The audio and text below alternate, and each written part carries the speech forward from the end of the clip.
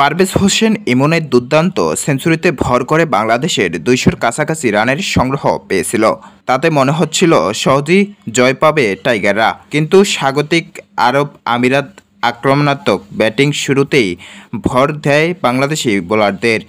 অধিনায়ক মোহাম্মদ ওয়াসিমের অর্ধশতক, রাহুল চোপড়া ও আসিফ খানের জড়ো ব্যাটিং জয়ের স্বপ্নই দেখেছিল স্বাগতিকরা।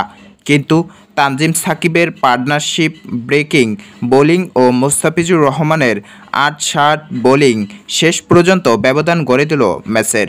জয় দিয়েই সিরিজ শুরু করল বাংলাদেশ।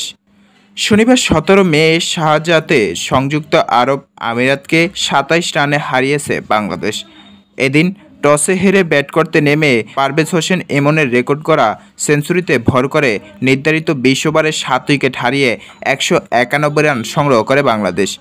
জবাবে ব্যাট করতে নেমে নির্ধারিত ২০ ওভারে সব কয়টি উইকেট হারিয়ে ১৬৮ রান করতে সমর্থন হয় স্বাগতিক আরব আমিরাত। আসিফও ১৯তম ওভারে আউট হয়ে যান। সেই সঙ্গে জয়ের সম্ভাবনা মিলিয়ে যায় আরব আমিরাতে।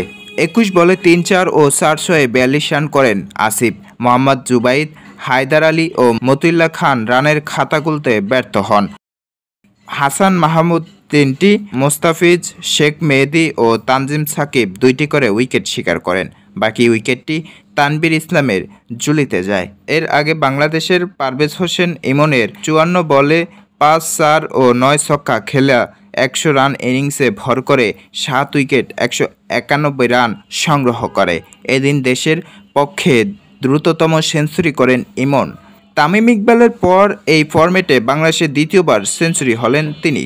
Saiful Islam Sunny, news desk. আসসালামু আলাইকুম। আজকের এই স্পোর্টস নিউজটি যদি ভালো লাগে থাকে অবশ্যই আমাদের চ্যানেলটি সাবস্ক্রাইব করে আমাদের পাশেই থাকবেন। আর একটি কথা আমি সবসময় আপনাদেরকে বলি, আপনারা যারা ঘরে বসে ইনকাম করতে যাচ্ছেন, আমাদের আরেকটি চ্যানেল রয়েছে SR আর্ন বাংলা। সেই চ্যানেলটি আপনারা অবশ্যই ভিজিট করতে পারেন। এই চ্যানেলের বাইরে কিন্তু সেই চ্যানেলটির লিঙ্ক রয়েছে, অবশ্যই সেই চ্যানেলটি সাবস্ক্রাইব করে আমাদের সাথেই থাকবেন। ধন্যবাদ।